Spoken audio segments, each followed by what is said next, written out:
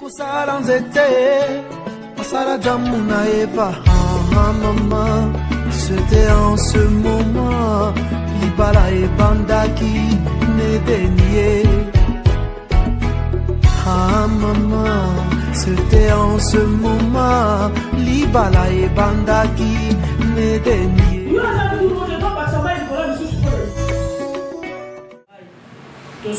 Merci pour la Koko Kisama. Il y a autre candidat qui pour la convention aux Zambie. Ils ont ma casse na bisote, ils ont na bisote. Mais toujours reconnaître que mon centre d'assaut biso. Il y a autre tika musala oyo na responsabilité mon centre. Ndenge to baldi d'enseignement oyo qui notre que de concilier ça mon centre oyo bela biso. Mon centre oyo bela mabala. Mon centre oyo bela ba maman. Mon centre ozala en œuvre 4 mesiko. Esprit mon côté pour déranger biso pendant ma colonie sur de Rosa la 4 mesika o 8 jours nous sur de Rosa la 4 mesika o et l'autre mon côté pour déranger biso na scellé mi colonie sur o na makila na Yesu Bible lobi makile lobaka et le bela biso convention na biso ya malamu et le bela biso succès na 4 na musala o et le bela biso réussite na 4 na musala o et le bela biso ba restauration ya mabala 4 na musala o et le bela biso elonga ya mabala 4 na musala o et le bela biso bolingo ya sika pe kimia na mabala 4 na musala o bolimo mo santo joanzela na yo osala nyonso yo bonise ko sala osala nyonso yo kanite ko sala osala nyonso oyo bonise na 4 na convention o pambola manzambe neto na mama maman ototiki na maboko na yo okamba biso na nyonso na kombo na Yesu Christ. Tolobi merci Seigneur Jésus Christ. Amen. Est-ce que ça ma maman moko azo sepela kozala na présence ensemble na butu na lelo? Amen. Ma maman ya esengo wana balakisa yango. Lakisa esengo, lakisa esengo na yo. Esika ba mama basala makelele. Esika ba mama bazala na mouvement mama baganga akaka. Amen. Amen. Ya solo na tombeli oboye ibolamu na kati na milulu oyo toza na présence ya Nzambe katikati na convention na biso ya ba mama kote ya oyo etali biso ba mama. Bible ezoloba libota na ngezo kufa po ezangi boyebi. Na nzondima eke na mikolo nyonso tokozala kati na esika oyo boyebi oyo tokozwa kati na oyo etali biso ba mama ekobakisila biso susu 1+ na kati na mabala. Amen.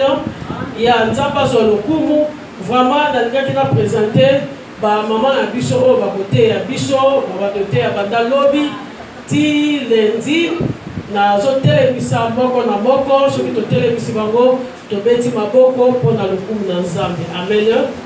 Quand nous avons télévisé maman na biso Clémence, maman présidente ya ba maman, to beta Yesu Kristo maboko makasi. Beta maboko pona lokumu na Nzambe. Beta. Amen. Ya Nzamba zo lokumu, tant to télévisé sur trésorière na biso, maman Barbide a télévisé to beta Yesu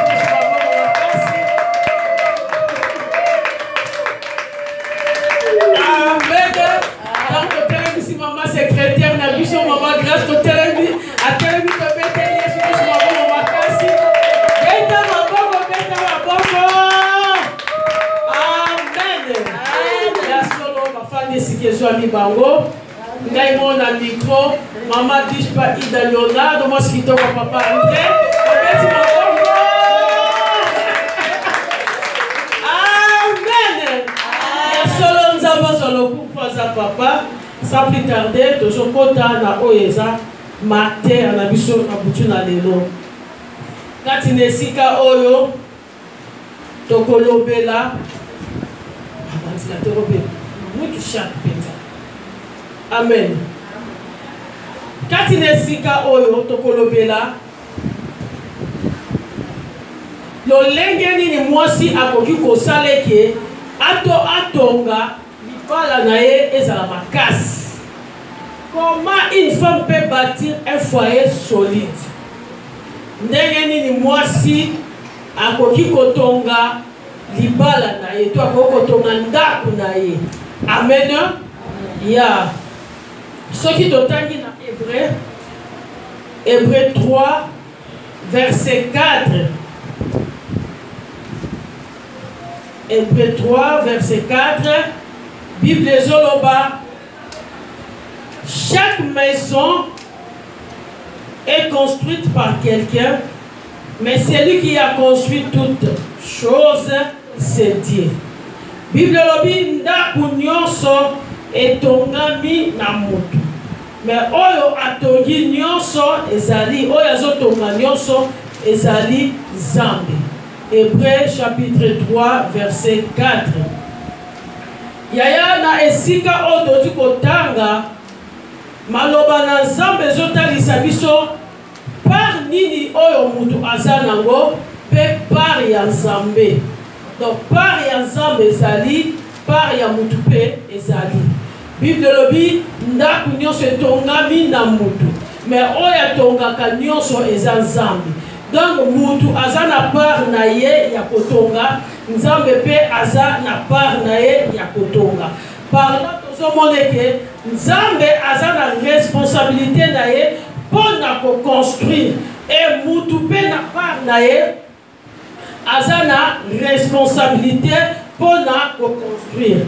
Ce qui toke na kati na création, tango Nzambe akelaki biloko nyonso, et eloko Nzambe asilisaki na kosala, Nzambe asukisaki musala na ye na kosala mutu. Okotanga yango na Genèse chapitre 1 verset 27 kino na 28e. Bible lobi Nzambe tango akeli nyonso, création ya suka to créature ya suka oyo akelaki ezalaki mutu. Amen. Nzambe akelaki mobali na mwasi. Nzambe ayebaki na kopambola bango. Et Nzambe ayebaki na kopesa bango mitindo po ete bakoka na kozala fécond, bakoka na kose multiplier, bakoka na ko remplir mokili, pe bayeba na ko assujettir, ba dominer likolo ya création na ye nyonso. Ndeko na ngai Nzambe apesaki mwasi na mobali. Donc apambolaki bango et apesaki bango bokonzi likolo na eloko nyonso oyo ye akelaki. Na wana tozomona ke eza privilège oyo mwasi na mobali bazwaki, mais ezalaki pe responsabilité. Parce que Nzambe ayebisi bango bakonza likolo ya nyonso eza nini? Eza privilège. Et apesi bango pe nini responsabilité. Ndeko na ngai tango Nzambe asalaki oyo eza jardin d'Eden, ayebaki na koplanter jardin d'Eden, ayebaki na koplacer mutu oyo ye ayebaki na kokela. Eloko nini Nzambe asalaki? Ayebaki na koyebisa mutu akultive mabele pe ayeba na kobomba yango. Okotala yango kana Genèse wana na verset 15. Bible ezoloba eke Nzambe apesaki bango musala ya kokultive mabele pe babomba yango. Donc tozomona eke na tango wana mutu azalaki obligé asala nini? A travailler, à construire, pas à la nini, à bâtir. Nzambe apesi bango domination likolo ya biloko nyonso. Nzambe privilégié bango. Donc les gens ont dit bazalaki maître ya biloko nyonso yo Nzambe akelaki po biloko nyonso ezaki nini? Ezaki na disposition na bango. Yango privilège yo bazwaki. Donc eloko nyonso Nzambe akelaki, mutu azalaki lokola mokonzi nango, mutu azalaki lokola kokontrole yango, mutu azalaki lokola maître nango, ezalaki mutu oyo Nzambe akelaki. Donc mwasi na mobali biso toyebi Adam na Ève. Amen. Et ce qui doit côté la part, il y a responsabilité. Nzambe ese bango ba cultiver pas ba garder. Donc tozomona ke Nzambe eki kopesa bango responsabilité ya kosala nini? ya ko protéger biloko yo apesa ki bango lokola baza bakonzi. Nzambe apesa ki bango responsabilité ya ko embellir biloko ya apesa ki bango o bango baza ki lokola bakonzi. Nzambe apesa ki bango responsabilité ya ko prendre soin ya ko garder to ya ko veiller likolo ya o nyonso nzamba pesa ki bango lokola bokonzi. Donc bazaki na bango privilégié ki biloko eza ya bango bango nde baza lokola badono ya biloko nango mais basuka ki na privilège wana te bazaki na part ya responsabilité parce que nzamba alobi basala nini bo cultiver po bosala nini po garder. Donc bapesi bango responsabilité bazaki na bango ya l'aise bandia bamela biloko nyonso muto kolobela bango aza te mais bazaki na responsabilité. Amen. Elingi koloba boye na butu na lelo ngai na yo tozwi privilège ya kozala na mabala mais yango ese limité ka wana te kozala mwasi ya libala. Amen. Ozwi privilège lelo ya kobala, ozwi privilège ya kofanda na ndako na mobali, ozwi privilège ya kobota bana yaya ekose limité wana te. Il faut aimer que ozana responsabilité ya ko bâtir esika oyo zali eli kolobeke foyer na yo. Amen. Si ozwi privilège nzamba sali yo grâce lelo bali nzamba sali yo grâce ozana libala na yo nzamba sali yo grâce bazobengo mwasa libala nzamba sali yo grâce baobengo mama na bana si na kosuka nga na fier wana te na mwasi ya libala sungande kwa mtu moko lobaka kosuka na fier te mais yeba ki oza na responsabilité ya kobongisa esika oyo ozali oza na responsabilité ya koveille na kati ya foyer na yo oza na responsabilité ya koprotéger foyer na yo. Alléluia. Amen. Donc kobâtir eloko esengeli toyeba na mitu na biso ke kobâtir eza kaka toto ba apanage don lokola neti responsabilité moko ya mobali kaka te. Kobâtir eza kaka mpo na mobali te mpo na ndenge bible eyebisi biso ke mobali aza chef ya mwasi yango ntomona kaka te ke kobâtir foyer ndako mpo ezala malamu libala ezala solide yaya ezaka responsabilité ya mobali te parce que version wana soki emati mutu na mutu alobakaka yo oza chef seke yo mutu oza na responsabilité ya kobâtir te yaya kobâtir eza responsabilité mpe ya yo mwasi. Il faut ozala en mesure ya kotalisa baressource na yo physiquement, spirituellement, matériellement, moralement pe na ndenge ya affectif tozoloba na ndenge nini mwasi esengeli atalisa mpe oyo ye azali. Amen. Kotia baressource na ye en jeto kotia bacapacité bapotentialité oyo nzambe apesi ye na kati ya libala na ye azala en mesure donc physiquement ayeba kobâtir oyo ezali foyer na ye. Amen. Spirituellement ayeba kobâtir oyo eza foyer na ye. Matériellement il faut ezala mwasi akoyeba kobâtir foyer na ye. Intellectuellement il faut ezala mwasi aza mayele mpo na kosala nini kotonga libala na ye. Na ndenge ya morale faut ezala mwasi oyo mpe ayebi kotonga libala na ye e na ndenge ya tendresse bolingo mwasi fo yeba kosala nini kotonga mpe libala na ye. Amen. Wana kota na detail ya moko la moko ya te noki te na oyo osimba ta mosusu bateya ya bamama mosusu na kie nango kaka likolo yebaki mwasi esengeli atonga yango bible elobi esika totangaki na Hébreu 3:4 bible elobi ndako nyonso etongami na moto yaya oza na responsabilité ya kotonga ndako na yo. Bible elobi chaque maison est construite par quelqu'un. Na kopesa biso exemple mo typique pour te comprendre ya na kati na ndako no lokolo za mama na kati na ndako no lokolo za mwasi libala yaya nani oya koko ya ko imposer yo disposition to décor ya ndako na yo mutazati. Amen. Mutu nyonso ayeba ko bongisa ndako na ye na ndengo ya osalini aso sepela soki asepeli télévision za awatie soki asepeli ta mususu ventilateur à la koto à tie alingi star titam sur la boto télévision sur la koto mutuye boka sala kanini abongi saka o eza ndaku na ye ya bo bible zo ba ndaku nyonso etongami na mutu ndeko na ngai par ya Nzambe asaleki asangisa ona mobali wana c'est ça la part de Dieu mais comprendre soi ya ndaku na yo comprendre soi ya foyer na yo souvent tu peux me loba eza ya Nzambe te eza po na Nzambe te amen par ya Nzambe asali ngolu asali ngolu tobala mais yaya Nzambe te mutoko ya lokola lobiki yo za mwana nga za papa Nzambe ya kosokolo basali na ndaku te Nzambe te ne mutoko kitazui atie ordre na ndaku no nuka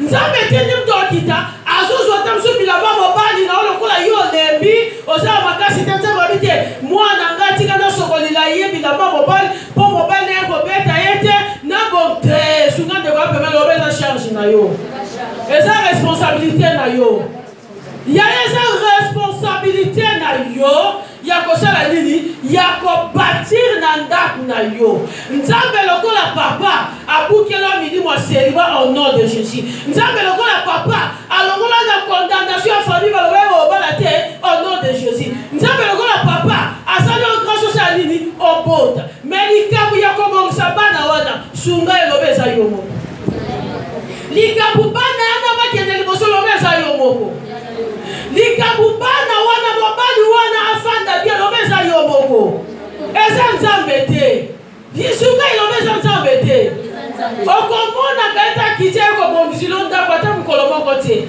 atande babike Nzambe tonda bolingo yaya akosala ka yango te pe akotikala kosala yango te amen loba na tonga ndaku na ngai ndaku na ngai ezala solide Bible ezoloba na Esdras chapitre 6 verset 3 partie B Bible lobi que la maison ait de solides fondements Esdras chapitre 6 verset 3 partie B Bible lobi que la maison ait de solides fondements et de ndaku ezala na fondement ya bien fondement moko ya makasi amen alléluia na lingine msa mutu moko Esdras 6:3 bokotanga bokoma yaya na kati na mariage oza lokola mopaya te na kati na ndaku no ya libala yeba ke oza lokola étrangère te mais ozali wana mpona kosaleke libala na yo to ndaku na yo ezala solide loba elenda amen Bible dit que la maison ait de solides fondements ndaku ezala na fondement eza solide libala ezala na fondement eza solide yaya mutu akosala akotravaye ke libala na yo yaya eningana te libala na yo ezala na moboko oyo efandi ya malamu yaya ezaka yo moko eza mutu te est-ce que mutu mo aza comprendre amen pourquoi ton frère doit être solide mpona nini libala na esengeli ezala solide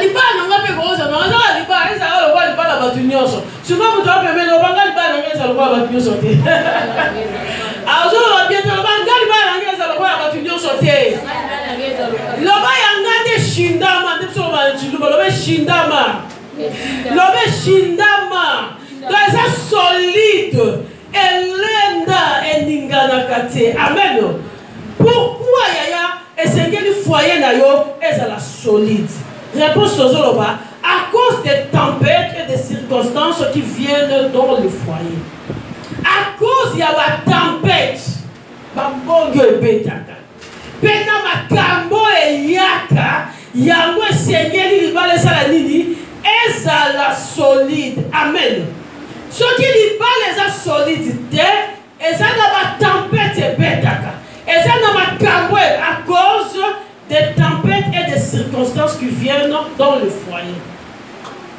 libala esengeli ezala solide mpo batempête eyaka Mama kambo yaka ya mosenge libala ya ngai na yo ezala solide. Yaya yeba ke tango batu babala naka mutu moko ta imaginaka ke ba tempête to asueta ka ba tempête ko ya na libala na ye. Amen. Alléluia. Ezala libala ya ba pagan ezala libala ya bana na Nzambe. Yaya mutu moko ta kota na libala zoloba nde na koti libalo. Ha makabo makase ko ya. Bitumbe ko ya.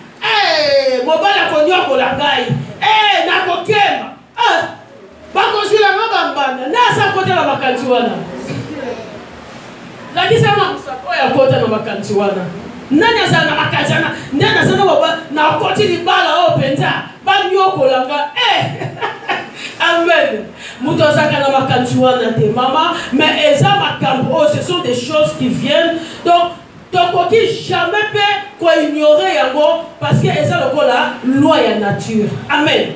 Yaya olinga te na kati na libala na yo. Yaya nazoloba yango. Bozala ba pagan. Bozala bana na Nzambe na kati ya libala na yo yebe ke soki malamu ye mabebe koya. Amen. Soki makambo ke mati yeba ko kite sali nini e yaka nango na kati ya libala mobo ko na pe stabilité sali mais mobo na pe libala komi instable donc eza loi ya nature o ko na tam susu tout pour comprendre te pas trouble yango zo uta wapi mais on a fait mobo fana no kimia donc eza loi ya nature muto force ka monte muto luka ka monte mais ce sont des choses qui arrivent.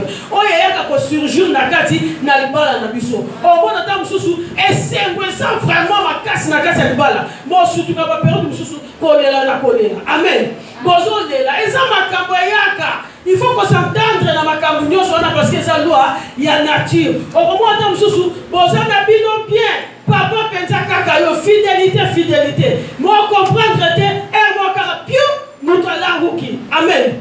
Infidélité et côté. Bon, ça n'a pas bien, donc comment côté. Yo mobo mituna. Yango na sali tato nini kwa salamo. Yaya lobeza loi ya nature. Na so ko bien lobeza loi ya nature. Yaya yaka nango na kati na mabala nyonso. Na kati na mabala yaya libala nyonso eza na tempête. Amen. Do bambonge na zo ba tempête ka poto comprendre makasi. Tant que tu na passage de tanga au monde que tu fais kaka na tempête parce que tu vois libale sengeli za la solide libale sengeli est lenda libale sengeli est bota misisa mais yango nazo yebiso sengeli beke na kati na libala nyoso ya tempête ezalaka o tozoloba ba situation difficile oyo mutu andimaki teke ekoki koya. Amen. Eza na mabala nyonso yaya libala moko to ezangi problème libala moko to ezangi ba tempête libala moko to ezangi ba situation difficile yaya ce sont des situations inattendues oyo batu ba imaginer teke ekokoya bo fandika kabio papa bota libanda abota ndenge li ati bazo ko mse solo kizungu mais moi naza déjà.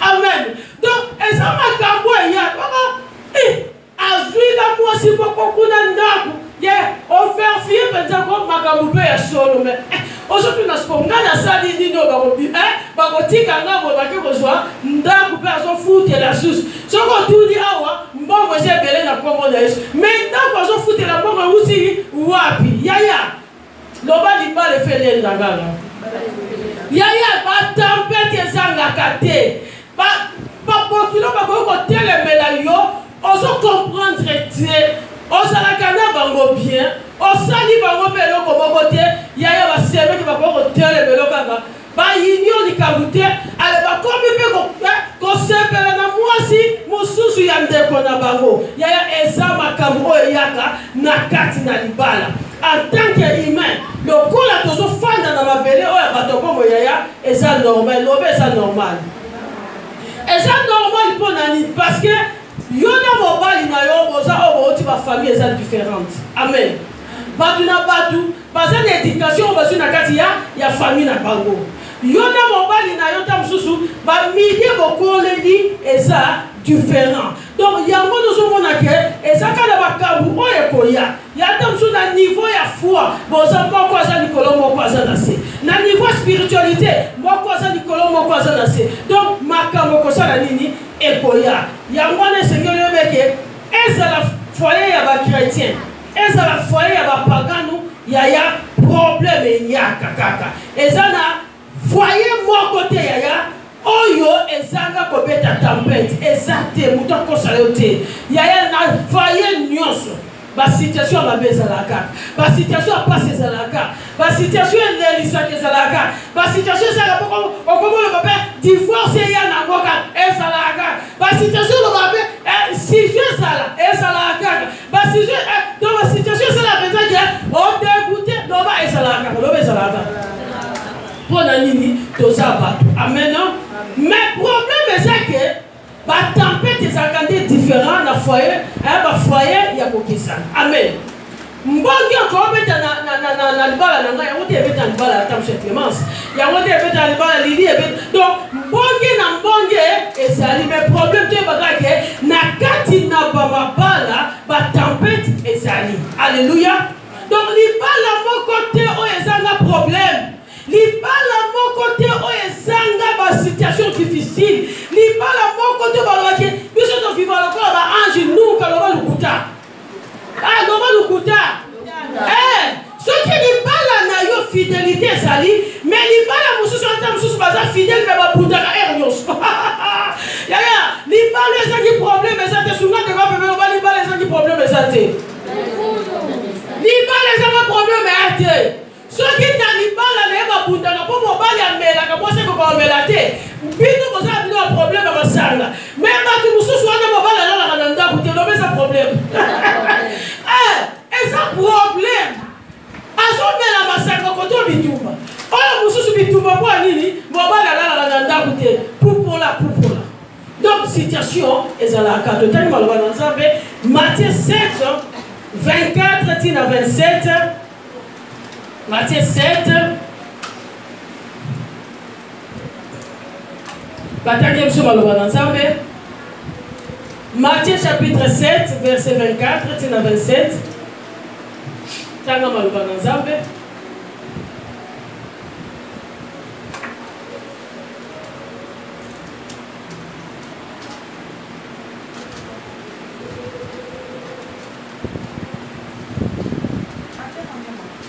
chapitre 7 verset 24 tina 27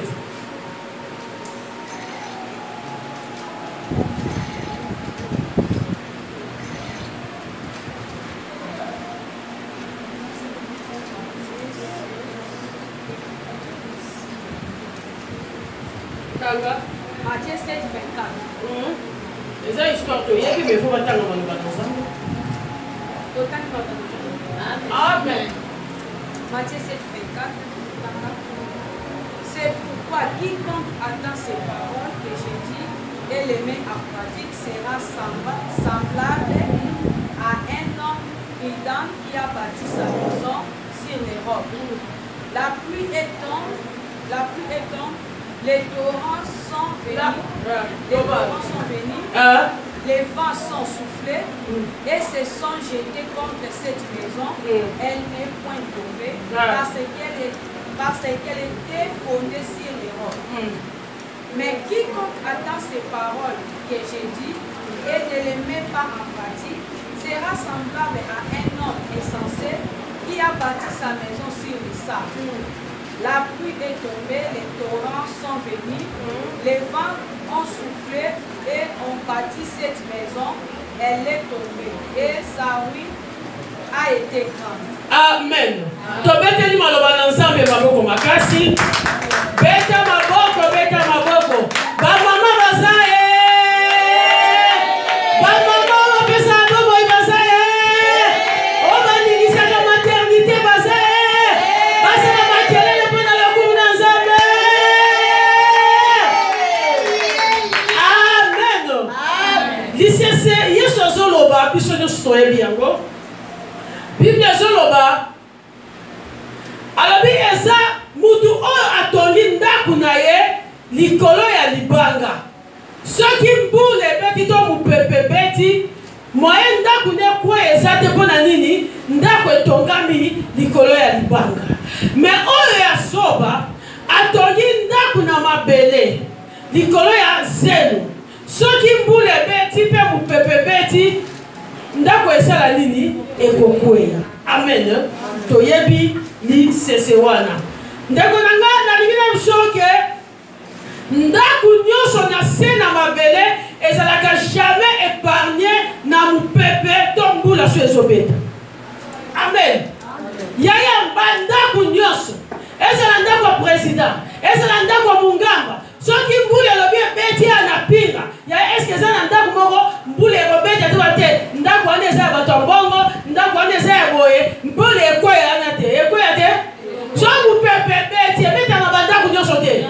mopepe betaka na bandako nyonso yaya c'est de la même chose na kati na mariage yaya mariage moko te eza épargné na problème amen yango tozoba likambo ya tempête ebetaka partout yesu alobi mopepe soki eye ndako oyo etongami likolo ya libanga moye kweya me oyo etongami na zelo ezala nini ekokweya yaya nalingi na biso ke mopepe to tempête yaya epargnaka ndako moko te mbula ntango ezobeta ebetaka na bandako nyonso problème na kati na libala yaya epargnaka libala moko te libala nyonso ezalaka na baproblème mais solution ezake na kati na mariage yaya ntango boza na problème ekomi kodépendre na fondation na bino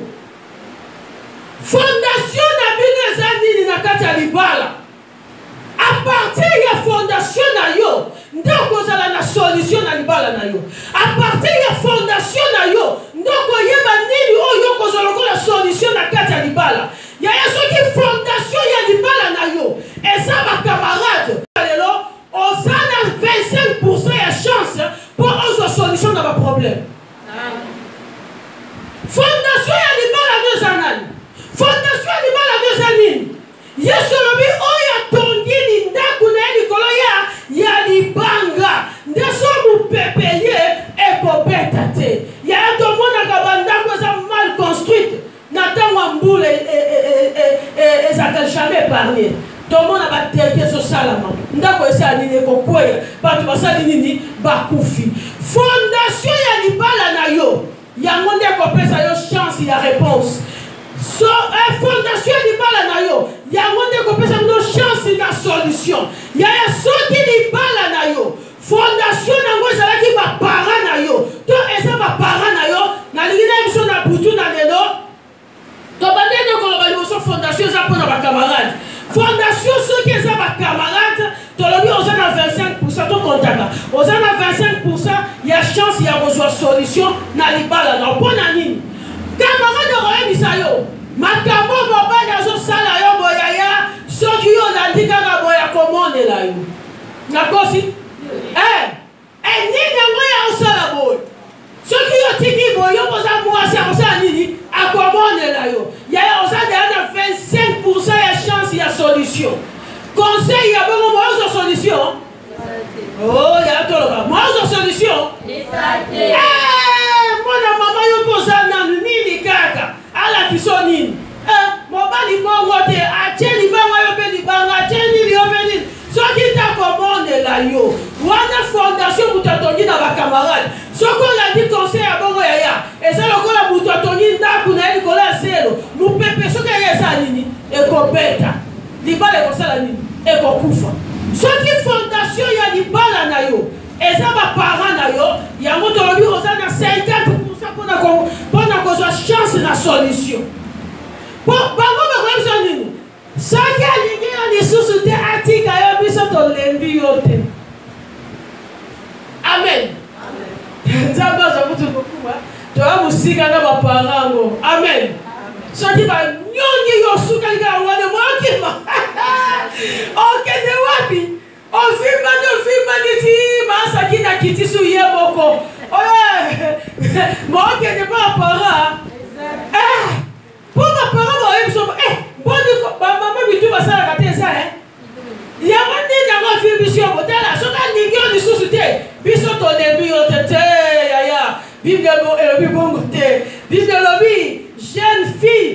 remplis la maison de ton père. Bon, ça n'a rien, il y a ma porte na yo. Mais ma porte na yo, place ezali, place ezate. Par contre, ça va biso. Ce qu'on met qui pour sacerdoce songa. Il y a un ezami qui n'est pas balu que on va recevoir du sayo. Il y a aucun des gens comme malba dans un sobe. Même des gens place ezali, place ezali sous pour na yote. C'est quoi comme limite? Dans aucun de wapi. Aucun de wapi. Ni par la fondation na yo ça va parenté sungai. La fondation ni pas la deux ça va parenté. Fondation ni pas la deux ça va parenté. Et ça la peut ma camarade. Il y a ceux qui fondation ni pas la na yo. Et ça va parler na bino en mariage. Il y a besoin à moi 75% pour la solution. Encore il faut la patience pour dans le Cameroun. Mais ceux qui parlent bien ils ont mutu makase les qui na lembi na kape ko kata makamuna bino. Pour ça la ngebo ko sala. Ah na mutu na linya bisayo. Fondation ya solo oy akoko simba libala na yo yaya ezakaka Yesu Kristo. Amen. Amen. Ce qui fondation ya libala na yo yaya ezalaki basé na ba bien matériel. En cas où ke biloko esili yaya ozana 0% loba 0%. 0% pour votre solution. Ce qui vous abala qui pour na mbongo, abala qui pour na bomengo. Abala ki biloko yaya biloko esilaka mbongo esilaka mutu akweyaka mobali bafanaka yaya soki obala ki mpona babien matériel yaya loba 0 bokotikala kozwa solution te po mwasi ya bongo ayokaka lisusu te ngana kofanya te ngana lingi pasi te ngana pardon nalingi kutu te ntango biloko ezalaki mwana mbote biloko esili mise komo fungama lokola pesho ekangamaka te nalingi lisusu te awa lisusu te sunga ndeko pembeni loba fondation eza nini na libala fondation eza nani na libala na yo yaya fondation ezalaka bien matériel te fondation na yo ezalaka bien matériel te yaya tobalaka mutu me tobalaka biloko te tobalaka mutu nazo répéter tobalaka mutu me tobalaka biloko te soko obali mutu ata biloko esili okosala nini okofanda mais soko obalaki biloko yaya biloko eza susu te mbongo ezalaki kokota ekotaka lisusu te mbongo bazalaki kopesa na suka sanze bapesaka susu te okomi yo moko katanaka okende soki omati wenze osala boyebi pardon oyo obimisaka nkuki ava na liesi yo nini oza tata mobima yaya ntango ya bande kolieso bande na fiançai nano epa na bino aliesi yo abali yo atio na ndako loba basi bazalaka baengra mpe mwamini loba omonaka ntango mokie abosani na ye nga nalingi nanga susu te koluka mosala olingi koluka mosala te naliesaka okasinga kolieso mokolo yaya yo bosani banda tato ozali koliesa yo ntango soki tosoki ayepa na bino mbongo akopesa esungi yo na yo na mama no na bana na bino bosika koliama mais sikoyo lokola bali yo bokomi kuna esili olingi suki oloba motema te amen alleluya fondation ya libala no yaya soki eza Yesu Kristu oza na 100% ya chance soki problème eya pozo solution nalobi epai na Yesu eza 100% solution ezali mpo na nini parce que Yesu eshuaka jamais Yesu azalaka na calcul te mpo asala apesa solution na kati na problème na yo ya bitumba te telemi ya molili bitumba te telemi ya famille Yesu aza na solution yango nazoyebisa mwasi moko na butu na lelo Yesu Kristo azala solution azala fondation ya libala na yo suka mama apemeni naloba Yesu Kristo azala fondation ya libala na yo babokilo te baseme ki pe te bacamarade pe te alleluya yaya Yesu Kristo azaka na solution mpona kopesa yo esika bacamarade bakopesa solution te mpona libala na yo esika ata mama boti yo akoki opesa solution te mpona problème etelemeli yo esika mpe bapaster no basuki bakoki kopesa yo solution te baparent bakoki te mais Yesu Kristo azaka na solution nalobi Yesu Kristo azaka na solution Yesu Kristo azaka na solution yango fondation ya libala na yo ife tongama likolo ya libanga oyo eza Yesu Kristo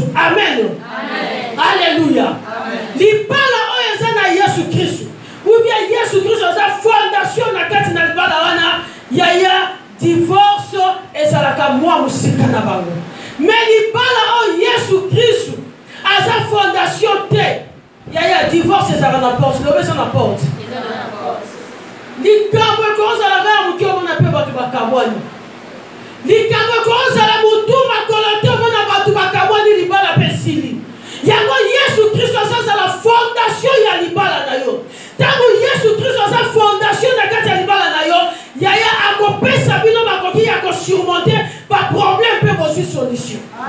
Alléluia. Alléluia. Yango oyo nyonso azobâtir libala na ye likolo na zelo yaya soki mipepe ye ekokweya. Donc soki libala na yo eza bâti te na fondation oyo eza Jésus Christ yaya soki batempete ye libala wana ekoresiste te. Soki batempete ye yaya il y a une possibilité que bokweya bokabwana bombembana mpona nini mpo Yesu Kristu aza fondation te. Alléluia. Yango nazwi biso na butu na lelo mama tonga libala na yo likolo ya libanga sunga eloba tonga libala no likolo ya libanga tonga libala no likolo ya libanga oyo eza Yesu Kristu. Alléluia. Mpona nini ka totonga likolo ya libanga Yesu Kristu alobi na Jean 15 chapitre 4 kino na 5 soki otangi alobi sans moi vous ne pouvez rien faire. Alobi lokola nzete kangamaka na etape bino boza bitape nga naza nzete soki bakati nzete libanda etape kopika te yaya yango alobi sans moi yaya sans Jésus Christ na kati na libala na yo yaya okosala eloko moko te bonté na yo ekotikala jamais kosala ke libala no ezala solide yaya soki kitoko ya mwasi yango nde esalaka ke libala ezala solide mais mibali bakomete infidélité te. Alléluia. Yaya bonté na yo jamais kotikala komaintenir libala na yo soki bonté ya mwasi ezalaki kosimba libala yaya me mibali bakufaka fidèle mais lokola bazalaki infidèle yaya bonté simbaka libala te. Yango Bible lobi la grâce est trompeuse, la beauté est vaine. Kitoko eza na tina te yaya eloko kosimba libala na yo eza Yesu Kristo.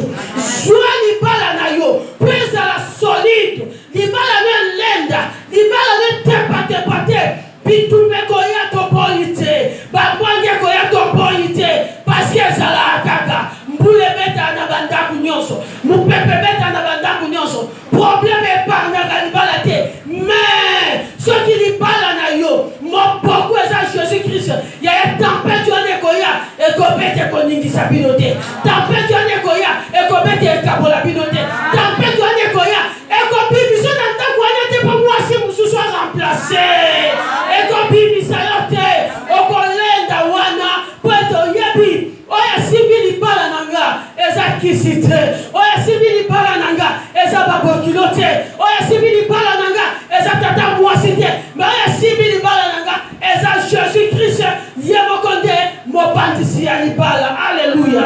Amen. Yaya nalingi na biso na butu na lelo akei na yo na kati na bomoi ya mobali na yo yango te kosala libala no ezala solide eza na pasi oyo otali tendresse lokola donc afandaka pembeni ya baangelu tendresse ya ndenge ya mosusu mais omonaka mobali azalaka boye ayamba mobali bamama kisangani bakosa ayamba mobali bamama kisangani bakosa yaya abongisa mbeto abongisa nyonso lamba yaya bamama kisangani bakosa baza mongo bakosa mais akei wana yango ekosala mobali azalaka solide te eloko kosala libala nyo ezala solide eyaka Jésus Christ yaya okokolakisa mobali nyonso okokolakisa eza na baso mituna sikoyo nasala nini nyonso moto akokosala nasalaka respect napesaka considération napesaka o nyonso oyo akokosenga napesaka mais eloko nini loba Yesu aza te loba Yesu aza te. Alléluia. Alléluia.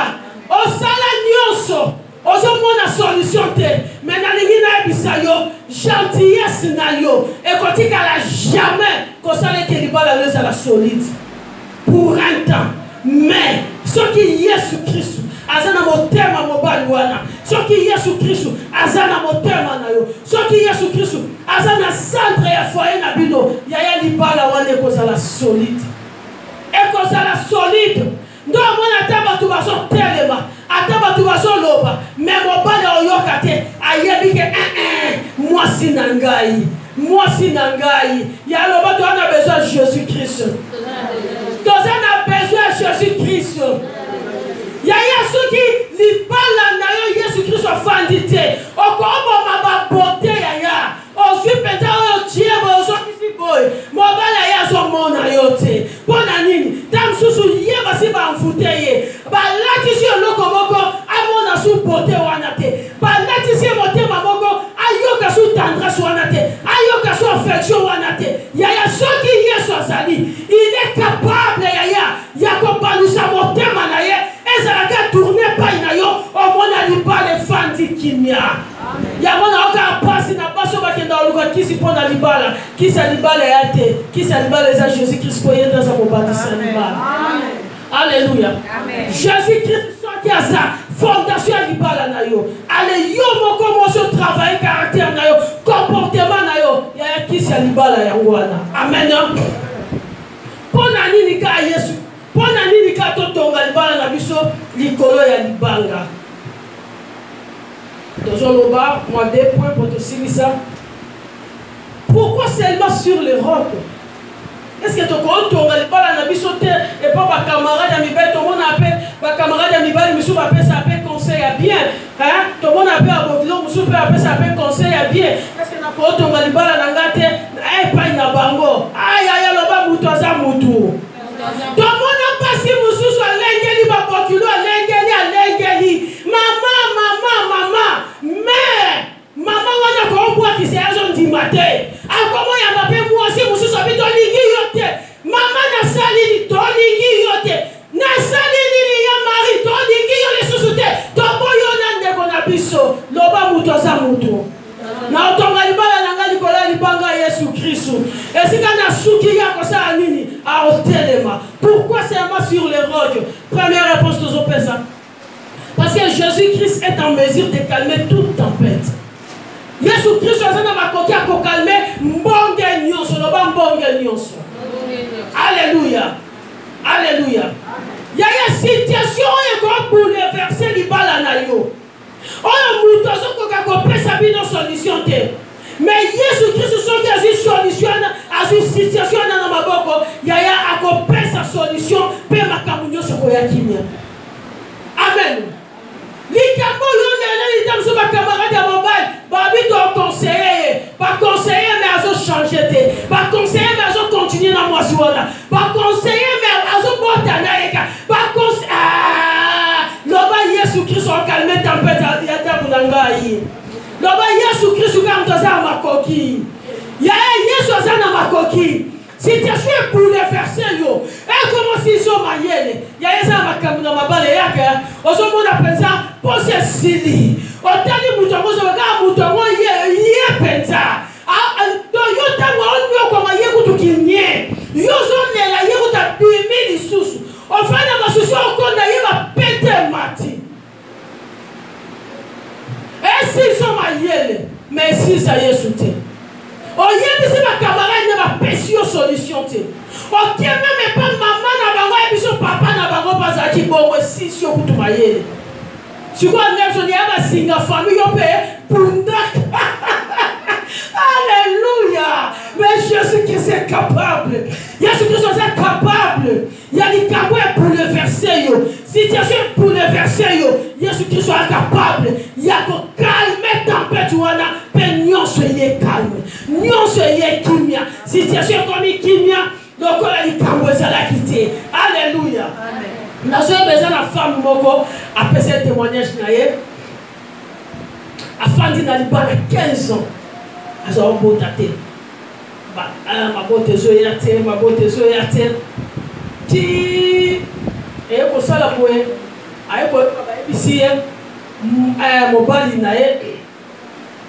azum azana mwasi e basi baboti bana mibale yaya yo fandi 15 ans ata litanga te siko bayebisi yo aboti kuna bana mibale lera ye kotuna mobali abi ndeka oyoki ndenge ezali yo ozobotelanga te siko nga nasala biso oza babantu na okufa kaka kosa mwana kasi nabotisi yaya mwa mwasi wana afanda kimia abanda kosambela kaka nzambe alobi yesu naza na confiance na yo ngande libala oyo totaoremplace nga aza te yango na oprofetize likolo mwasi moko na botuna lelo mbeto ya libala no motu moko aoremplace ngo aza te nalobi na mbeto oyo olalaka moto aoremplace ngo aza te nalobi mbeto oyo olalaka mwasi moko ta otya motu kuna okolalaka yango loko ekabola bino eza liwa okolalaka yango loko ekabola bino soki yesu asali nini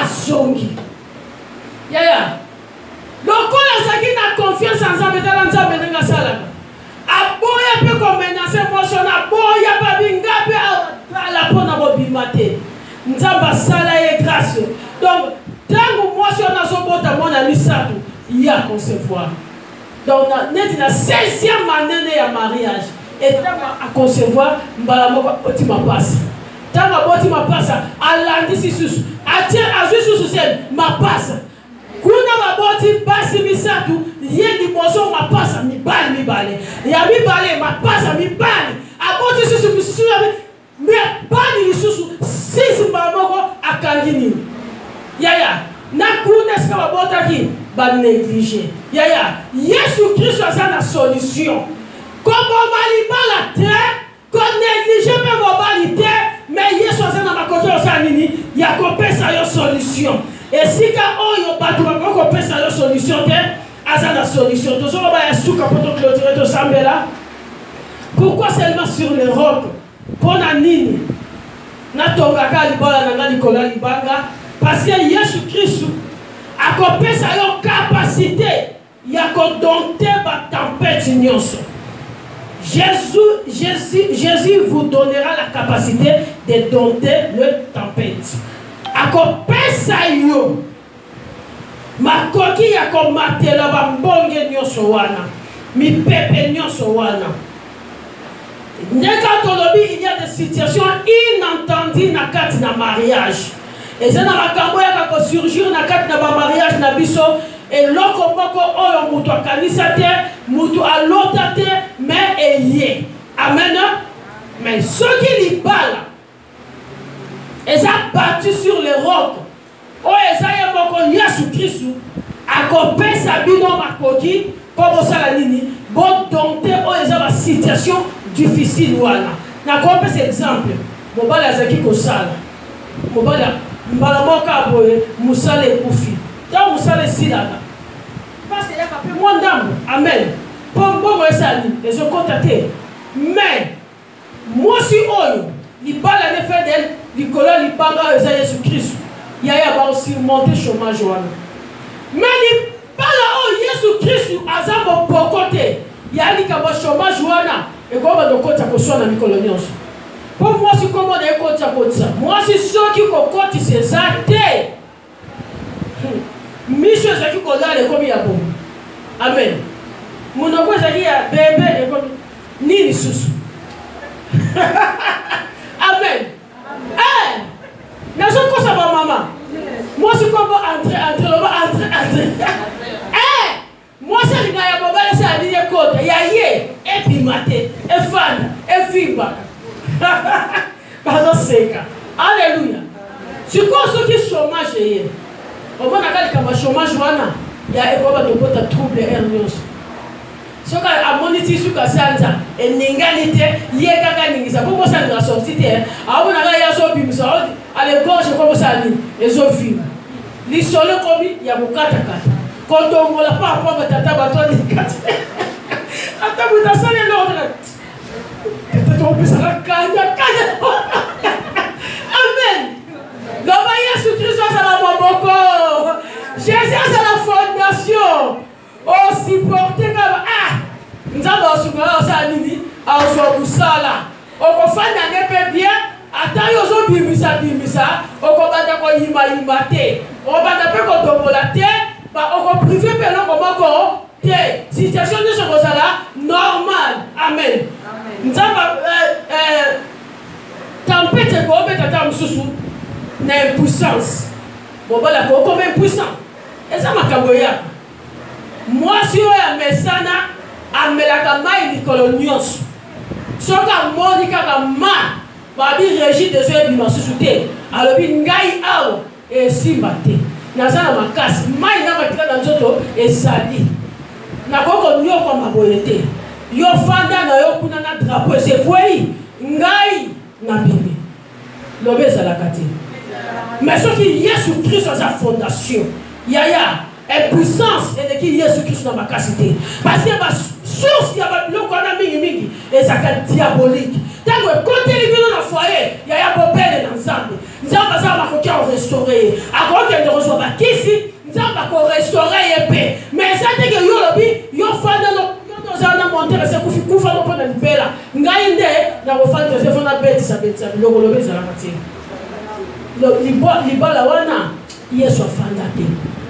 So Yesu afanda moi ça ko ma fanda pe bongo eloko moko te aso bakaki soki ekobonga soki ekobonga te esa pe suka éviter le mesa suka éviter.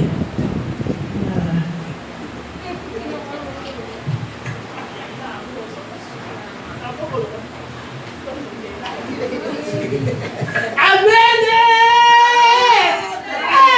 Donc on va kanda pamba bon bana ko bela 2 ans 5 ans yaya eza makambo yaka eza likambo bokanisa kite mais tango ekombi yaya supporter combien ya basi oyo basundola mibali nini yango komeli ngai nini susu bebe na liesa na nongoloba nie na lasa discatal soki okufa na yonga na tie nanga bazali ebele tomona mais nzambe azaka nzambe amawa ebele mpe bakoma confondi osundoli mobali bongo nzambe abikisi okoya lisusu ndoki songa aza mobali na obenga na yo atoto bapase beotianga na oboya kende poni okimaki nga na pasi yaya bolingo eza na pasi mpe na bisengo basi mingi bakoma bapiri te ngaka bonheur yaya nani ayebisi bongo na vie bapasi eza bisengo mpe ezali Yesu Kristo aza nzambe ayaki na se adiokomaka te adiokomaka na kulusa adiokomaka te adiokoma biso mpe toza na ntango tokonyokoma soki monyokole ya supporte yango amen wabala kokota prison na kati ya libala ta mosusu kobota eza te okosala nini okosirmonte yango soki Yesu aza mais so Yesu aza te efanda te amen pesa nzambe merci mpona message ya butu na lelo tosambeli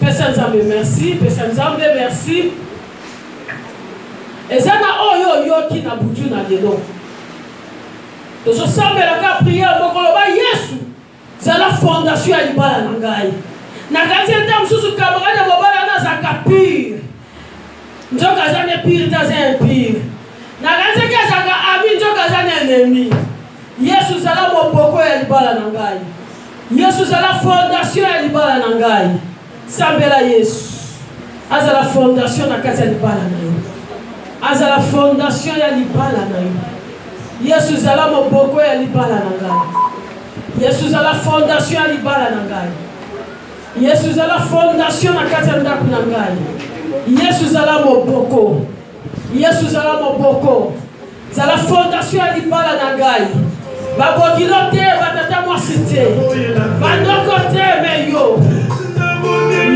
Yesu